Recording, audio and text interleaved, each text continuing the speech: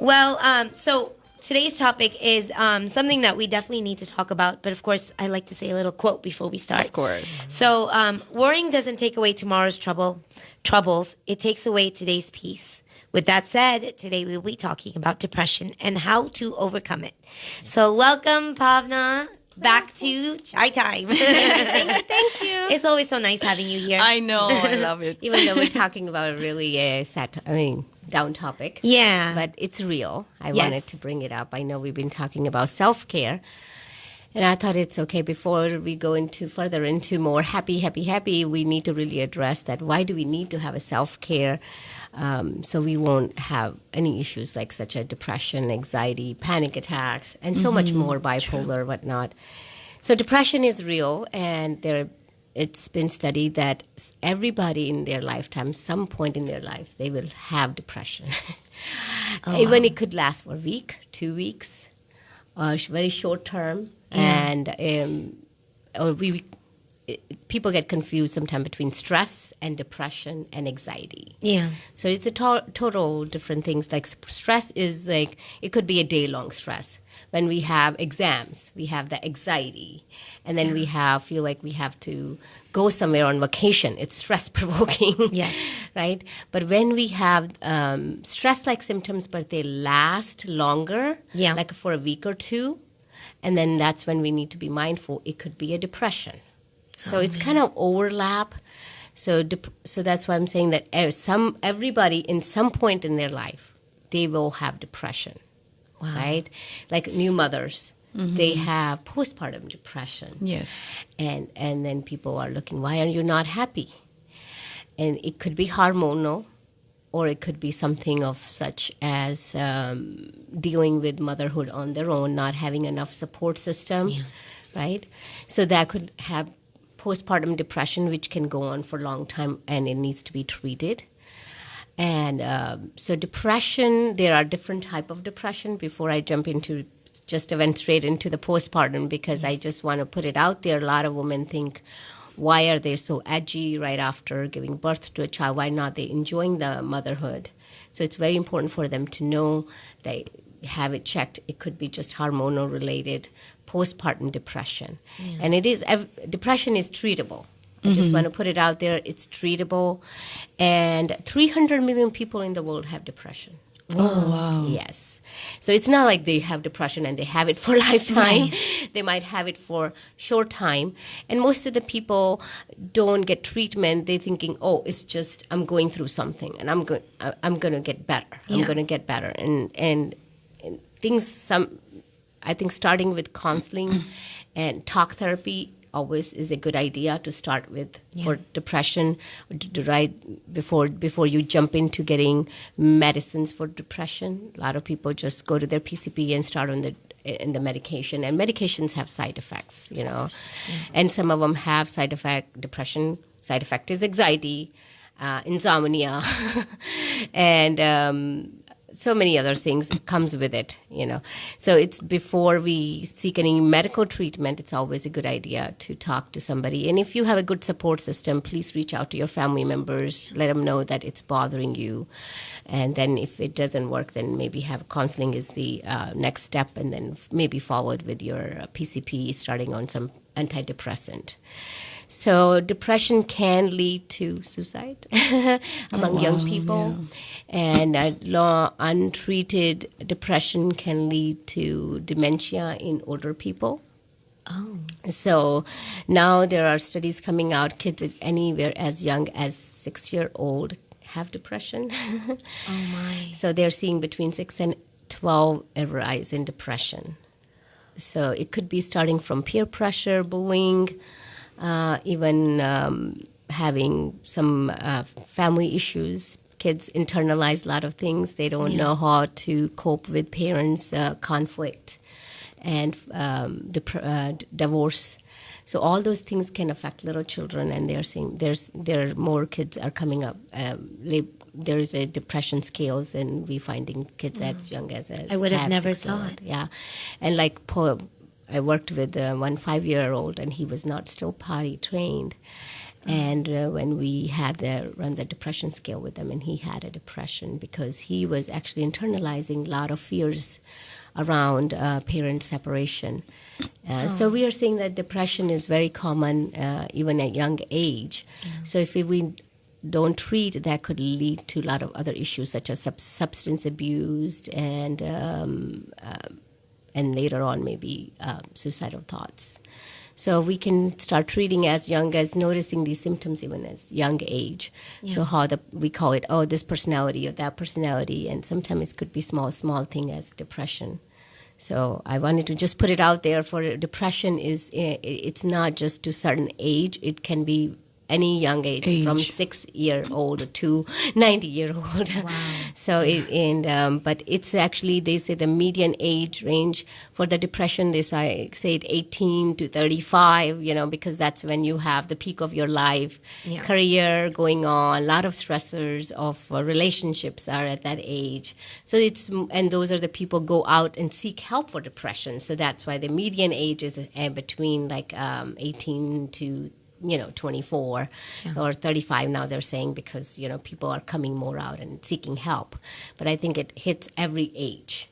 Right. So for every age, of course, treatment is very different. For 6-year-old, we do a lot of play therapy, and which helps them to label their emotions and tell what's really going on. And with the play therapy, we do sand therapy, have them in a different characters. We're saying, the character looks sad or happy, and what are you feeling, sad or happy? So it's very different for kids how we work the depression than compared to some 18-year-old, and who are just holding everything in and just defiant.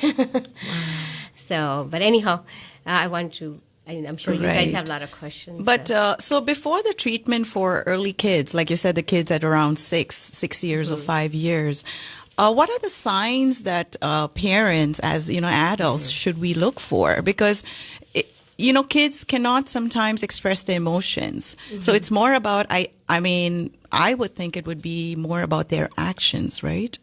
Or am I wrong? To detect their early signs. If they are going through depression, how would we know? Because kids sometimes cannot express in words. Yes. Right? Yes. So it would be mostly with their actions? Yes. Okay. If you see they're changing their appetite. Okay. Right? And for the young age, as 3-year-old, and they're now potty trained, and you see they are having a lot more accidents, and they're changing in their bowel habits. Like they're not going to holding the bath, there's number 2. And bedwetting, those are the signs. There is some anxiety in that child. And then when we say, the child is shy, social anxiety, or they throw tantrum around strangers. We have to see that if there is some abuse in school or daycare or even in the family going on. Right. So those are the things you look at for the signs, and that there's some changes happening in the child, like that they don't want to get out of the house, or they don't want to be around certain people. Right? And they're not eating, they're losing weight, they're losing hair, their skin changes. So the physical changes are there as well. Because they are internalizing everything. Right. Right? So they're having a skin dryness or even breaking out, even at the young age. So there are some changes happening in them, and then they're not able to say, they can say sad, I'm not happy, I'm mad, sad, mad. Those are the small things they know, but we can start from there, right? And you ask them, where does it hurt? Does your heart hurt? Does your tummy hurt? Right? Does your back hurt? Okay. Right? And even young kids can say, my back hurts. Right? So people with the depression, another symptom is the pain, body pains, body aches and pains. So there are a lot of physical, it shows more physically, basically. Symptoms, because they cannot say the emotionally. They are crying, but then you don't know, maybe they are just, we think sometimes they're just throwing tantrum. Yeah. Right? So for 6-year-old, they don't want to go to school. They don't want to get up in the morning. Right? Wow. So there are symptoms of that. So they don't want to do their homework. They're slacking off with their homework. They don't have maybe interest to go to school. It could be school, maybe having something happening in school. Yeah. Most of the time, kids with them, they spend more time in school than we find out. Like I remember one a child I was working, and he was being bullied. And the parents didn't know. For 3 years, he was being bullied in school. And he was just not want to go to school anymore. So he was always student. Yeah. And then here he didn't want to go to school. So parents brought him to me, and then we talked about it and find out he was being badly bullied. So so then parents went and talked to the principal, and they sorted that out, and they had to, of course, suspend those kids from school. Right. And within a week, there was a change. He was a totally different person. Wow. And he had to struggle with that for 3 years. That is right. It's mind-boggling. So, and he was depressed. He was chronically depressed, and he had to be he was on antidepressant, and it wasn't working for him. So those things cannot alleviate. You can't treat the symptoms unless you get to the root of the problem. Do you think this is more common now than it was back then? Because I'll give you an example. Like for me, especially growing up, this is my family finger. It's a small finger. I was born like that. And I remember being bullied at school because kids would make fun of me because I had a small finger. And I didn't know how to react to it, so I would fight. And that was my initial response. And I would fight, and literally fist fight. And I'm like 7, 8 years old in elementary. And that was just the way that I coped with it. And then after that, I was done with it. And I know this is not the right answer. Of course it's not. But I don't think that I ever went into depression because of it. But then again, I don't know because it was so long ago. But do you think it's more common now for kids to fall under depression than it was back then? Yes, I mean, there are a lot of kids are now have isolation, suffer with isolation. Yeah. We are becoming more and more, we call it busy. Involved. Parents are busy, and everybody's more in tune with their technology, these gadgets, and they're not playing outside like what we used to have. Norm was to play outside, have a lot more interaction. So kids are missing out of those things, and then they are becoming more and more internalizing everything, and they're isolated in their own home. Right? Yes. So, and like you said, you fought for it, and then it's not acceptable. Certain things in schools are a lot more restricted. They cannot, they get even close to a certain distance. They think, oh, it's going to turn into physical fight, and then they break it away. Yeah. Sometimes it's good to let them hit out and let them fight the aggression out. Yes, not let them suppress, right? Yeah. So I'm not encouraging any behavior of such, but I'm saying that we had that physical connection among, and which brought to the emotional connection, right? Yeah. And now kids are just playing internet video games compared to what we were playing with each other. Yeah. Right? So we showed our emotions in the playground. Yeah. And kids don't have time to express and play their emotions in the playground, and that has led to them to suppress everything. And I think that's the root of the problem in our kids' young age. So, and when that kid, what I was referring, he was not allowed to confront, right? He in schools they don't want you to confront. They don't want you to do those things. Get certain close to the person, but the people who bully, they don't do it in public way. Of course, they do it when nobody's around. Yeah. So there was no witnesses. So yes, they can have those things even at age 3 or even teenagers. There's a number 2 reason among teenagers to commit suicide now. Oh yes, oh, man. Right, and it's going to be soon 1. The way it looks like there are a lot more kids are committing suicide in the very young age than before. So sad. It is a sad situation, and then it is due to the depression or long untreated depression. Yeah. Right? Because we can start with our kids at a very young age, like we talked about emotional health. Yes. Emotion coaching. And that's a good start with our children to saying how not just asking how was your day, and talking about their emotions. How were you feeling sad at school or happy at school? And, those type of things, when things happen, then you just let them label those emotions. And that way they're aware of if they're sad, then how we can teaching them how to handle the sadness. Yeah. Even to when you're happy, how to handle the happiness, right? Yes. You know, you can't just be all wild and crazy, right? Sure about that? But I'm happy, so I'm gonna go party, and I'm gonna get drunk, and I'm gonna be having get high. So that's their way of expressing happiness. So we are just saying happiness is shared, and we can talk about happiness. Not we just saying happiness means I'm happy today. Let's go and have drinks. Yeah, So that's right. That's the coping mechanism is very different than before. So, anyway, so I want to talk about the symptoms of depression. Right. Empty feelings, right? Loss of interest in having any kind of pleasure activities, loss of appetite, feeling fatigue, loss of weight, restless. You know, it's kind of like anxiety. You know, how you and me are talking, and I'm just cutting you every half sentence. I'm just cutting you off. That tells that the person is very restless. There's something internally going on, and irritable, right? Very quickly jump to everything, and feeling worthless. And it's I want to also put it out there: women are more prone to have depression than men. Oh wow! And even though we are very chatty and talk about a lot of things, but and we feeling worthless and feeling guilty. You know, we think a lot. Women think a lot. Yeah. Tend to think a lot. I think we overthink a lot sometimes. Yeah. Very much. I do.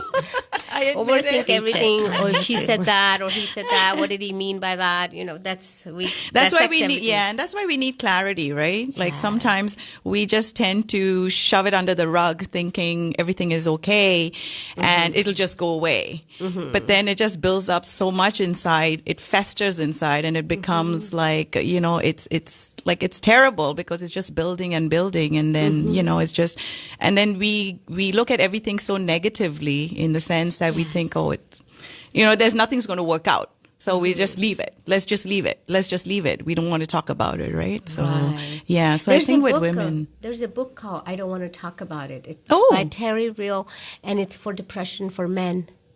And if when I was saying depression is more among women than men.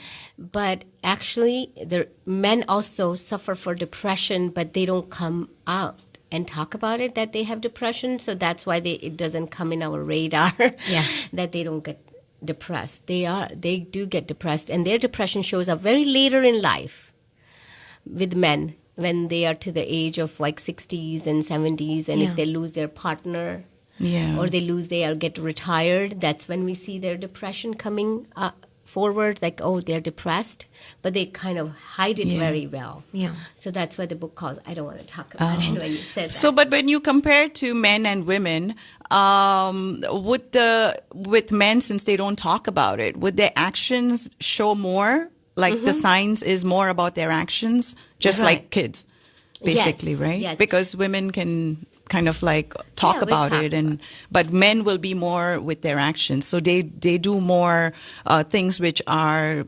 basically should not be doing and things like that. So they can show aggression. Aggression. You very well. You're very much on it.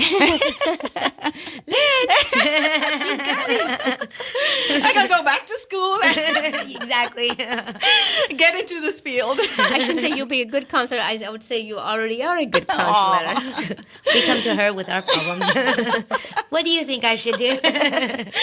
Well, first of all, no. Very true, very true. So men tend to hide it by showing their anger. Right. Because anger is showing the down emotions is weakness for them, right? But if you notice, they are losing interest in the relationship. Their sexual desire is another one. They don't want to have a playtime, you know, with the kids or even with their spouse or family members. Playtime means like going out, having fun. Right. And they don't want to go to work, or they want to change their jobs so frequently, right? Those are the signs of depression among men. And so they also same other restlessness, losing appetite. All these are like common symptoms for everybody, right? And if somebody's talking about what's the purpose of life, you know how sometimes people say, "What's the use of life? What's the purpose of life? What am I doing?" You know, if you see the person talking about that all more often than before, so there's a sign that there is something more going on. You know? So they are contemplating about what's really happening in their life. It could be good, but it's always a good idea to bring it up and have kind of dissect. Like, okay, you've been talking a lot about purpose of life. Tell me, what do you mean by that? And then say, no, just wondering what I'm doing, you know, with my life, you know.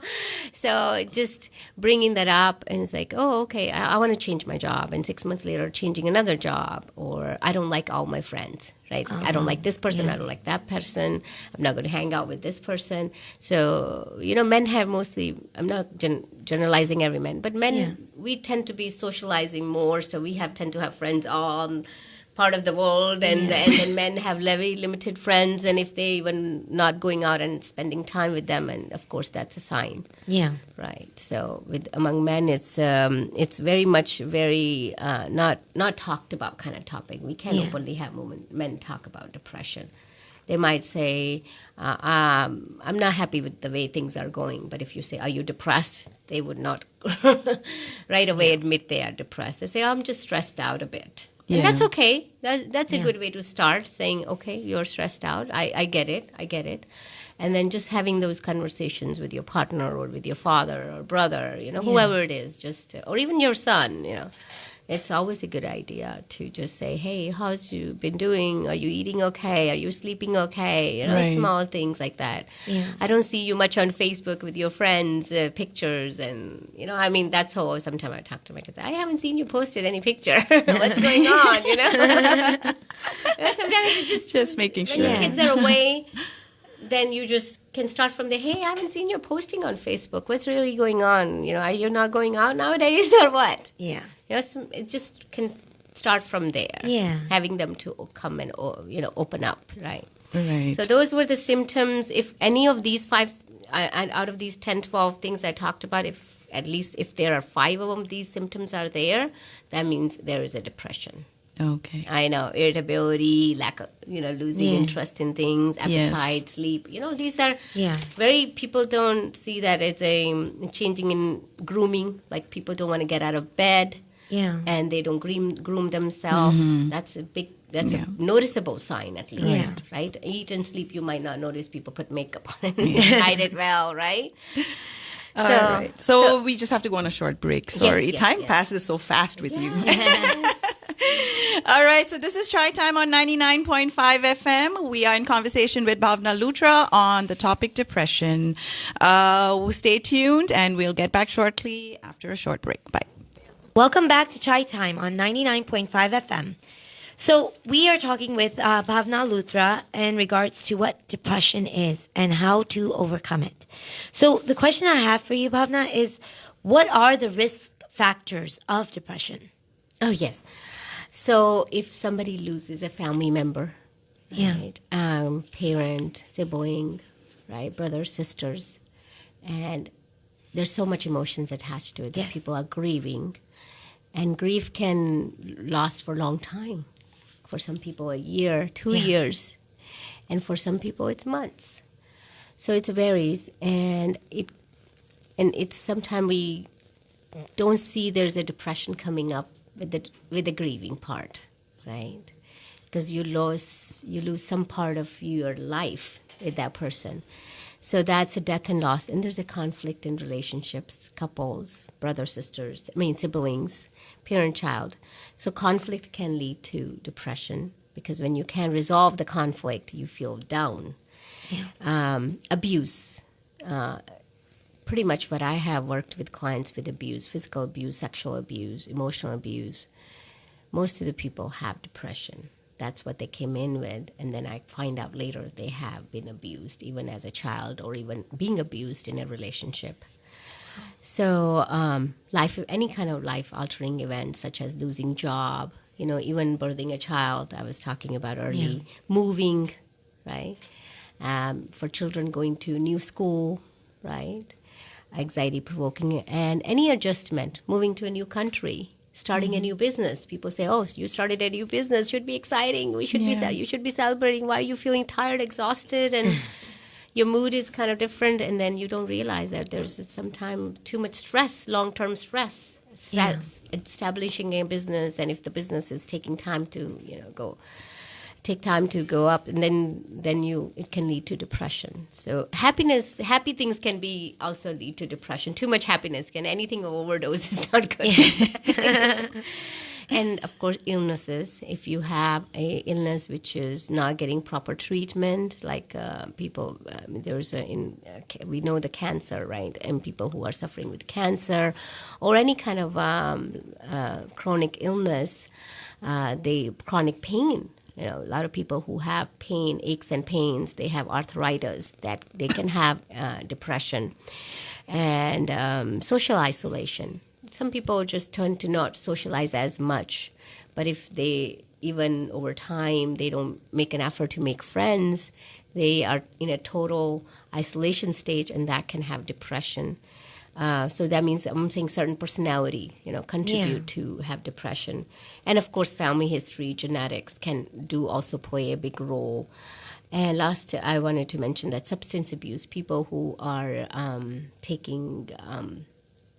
people who even drink a lot, they can have depression, or even smoke a lot, they can have depression. Kind of like numb the pain. Yeah, so there's something underneath going on. Some people just have recreation drug for the fun sake, but even the drugs can have the side effect of depression.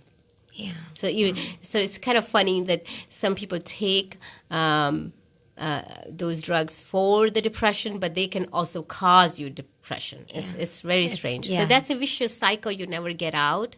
So it's always a good idea, like you were mentioning earlier, good support system helps a lot.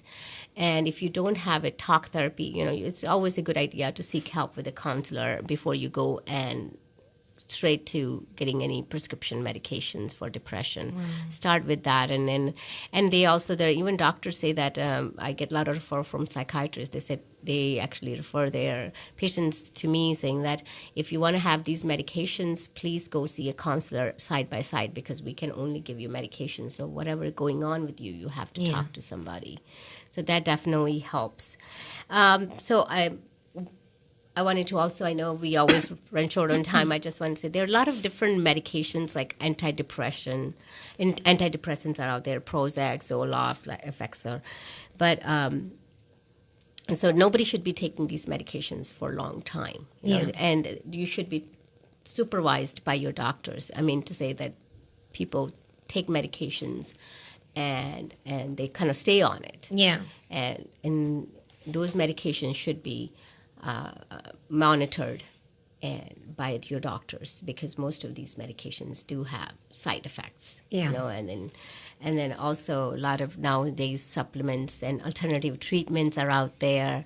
Which is good. We are blessed that we had diet. People are becoming more aware of diet changes, and essential oils and alternative therapies are out there now. People are more aware of Ayurvedic, homeopathic, and massages and acupuncture. So there's so many different things are out there. So I'm saying I highly encourage people to explore those things rather than jumping into extensive treatments such as, there are different kind of depressions need aggressive therapies such as ECT. I don't know, people used to call it shock therapy. Yeah, so those are aggressive treatments. And then, they're out there, people need it, like people with such as major depression. And I have worked with patients who refuse to get out of their room. They have agoraphobia, and they haven't eaten, they haven't slept. So they need those kind of maybe aggressive treatments. And there is a TMS, these magnetic stimulation treatments, and there's a vagus nerve stimulation, which is actually also, it's kind of the pacemaker. They put it between your neck and head, so that helps you with the depression. So all these treatments are out there, and there's now new treatment called ketamine treatment, which is kind of very new, still not covered by the insurances. So there are treatment out there which is to treat major depressions, but I think for people, the reason I'm talking here today is people even get to that point. I think exactly, you yeah. know, these things are there for to the last stage. Yeah. You know, when nothing has Everything worked has for failed. you. Yeah. Yes, and best thing is to just what we covered last week. I encourage everybody to listen to what we did last week Yeah, about self-care. Start from there, day to day. Notice the changes in your habits. You know, And that's also on our Chai Time page. They can go back and review that. And also, listeners, we are actually live on our Chai Time page. So please go in, listen. If you have any questions, ask on there. Call us at 713-974-4000. And, you know, Ms. Bhavna's here, and she's ready to answer your questions if you have any. yes, please. That's why we're talking about it. And I really want to take the stigma away Yeah. from having the conversations about such topics, Yeah. because it's in our community, South Asian community, Asian communities, it's not very much talked about things, Yes. you know, Yeah. because there's when we have a cancer, we run for treatment. Yes. Yes. Right? We have other physical illnesses. We talk about it openly, and we are even get to the point of vulnerability and discuss these things. That Yeah. I have cancer, or I have chronic pain, or I have heart issues. I have blood Yeah, pressure. we say it so openly. Why can't we say if we are depressed that we are depressed? And like when you were just talking about all the treatments, and in my mind, I'm saying that is, I mean, it's a good thing that people are trying to, be more proactive with, getting more advanced treatments and all. But it's sad because we shouldn't come to that. Yeah. We shouldn't come to working towards advanced treatment. We should more about preventing that to happen, right? Yes. So that is more, I mean, that's why we brought this topic up. So, like you as an expert to guide us on how not to get to that point. How, I mean, that is what is important, to be aware of our surroundings, be aware about our feelings, whether it is depression or just stress, and the differences between that. And that's why I think it's important for us to bring this topic up to spread the awareness in our community. Yes, Yeah. very true. Because I think we presenting it as a package that we have so many options to self-care. Yeah. And I think through your program, you have brought in such wonderful people on board to bringing awareness, like such as human trafficking, what was the other one? Be a donor for the match, be the match. So many things are there. I mean, even people with those kind of illnesses, they tend to have, those things can cause depression and anxiety. Even people who are taking care of their patients. A lot of people don't come out and talk about it, that a caretaker can have depression. Oh, yes. Right? If you are taking care of a family member who is sick. I mean, imagine when your child is young and you lose your sleep 3-4 days in a row. When the child is sick, by 5th day, you're dragging your feet and you feel like you can't function. Yeah. And imagine if somebody is taking care of somebody for a year or 2 years in such conditions. They don't sleep, they don't eat well. So those people there's called caretaker syndrome, compassion fatigue. Oh wow! I mean, there's such diagnosis there, compassion fatigue. When you are a social worker, when you are a mental health professional, when you hear so many things of such, then you can have a compassion fatigue. They say that's why the doctors are so callous, that they don't feel, sometimes patients don't feel that doctors listening to them and they're not connected well with them. It's not that is because they see this day in and out. Yeah. And I'm married to one, and we have these conversations that day to day that how does he feel about his work? And then he said, yes, I see this every day, and when I tell him sometimes like, oh, this person passed away or this person going through that, he will nod his head, and I said, oh, you're not feeling anything? He said, I do, but I just can't maybe have it on my face because I hear this all the time. And I said, I do too. He said, that's the difference between maybe male and female, Yeah. So people have compassion fatigue. And I want to put it out there that caretaker syndrome is real when you are taking care of your family, a sick child, or a sick mother-in-law, father-in-law, and taking care of your father who's sick. And it takes a toll on you. Notice that are you having any of these risk factors? Are you getting some sort of maybe anxiety or depression due to that? So all these things are real, and it's need to be talked about. We need to take that stigma away. It's real. It's not a bad thing. It's life. Life is happening to us. We have good days and we have a bad days. If we are having a bad day, it doesn't mean we are weak. That's true. Right? Mental illnesses is not a weakness. Right? It gets the best of us. But that doesn't mean it should get all of us. I mean, all of us means totally take a grip on us that we lose ourselves, right? And it's something we can treat. The beautiful part is it's something we can treat. There are cancers, they don't have treatment. But depression has a treatment. And why are we not talking about it? Why are we letting our children suffer in this? Why are we not offering the help to them? Because in keeping it under the rug, it's our family issues. We should keep it in our family. Let's make sure nobody finds out. Right? Hey, don't talk about this. This is it's secret. a shame. It's shame. It's shamed. Yeah. True. Yes. You're just going to shame the family or things like that. I mean, we had incidents in our community. We heard a few months ago. The shooting and killing the family. So those type of things don't need to happen. And it could be simple thing as somebody was suffering from depression or anxiety. I feel like a lot of people don't understand what depression actually is. And they kind of sweep it under the rug. Like you said, if a kid comes home sad or they're showing signs of depression, you're just like, oh, you're fine. Nothing's wrong with you. Go to your room, and you just kind of shrug it off. And it's sad because these kids or even adults are having these signs and we don't know what it is and how to help them. And you brought up a very good point because I want to really talk about how we should talk to a person who is going through such things. We are quickly, we notice somebody is looking down and we just like thinking, oh, I am above this person. I got it figured out. Let me give this person advice what to do. Hey, you're not looking yourself. Maybe you should go and get a massage. I did this. Maybe you should do this. This worked for me and this will work for you too. How we are quick to advise the person and that sometimes doesn't help, right? And show, don't tell, right? Show that you care. Like, hey, I'm thinking about going and get my nails done. You want to join me? See, there's a difference. So saying, hey, let's have a girls' night out. Or, hey, let's get nails done. Hey, let's go get massage done.